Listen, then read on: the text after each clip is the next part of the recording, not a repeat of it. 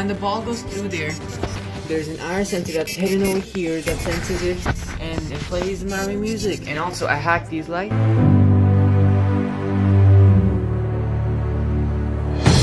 then the game restarts.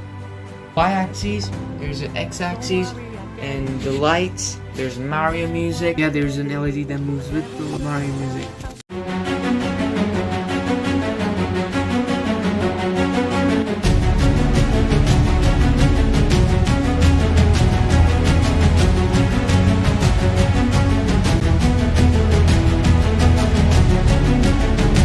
Oh, come on. This time for sure. Yes!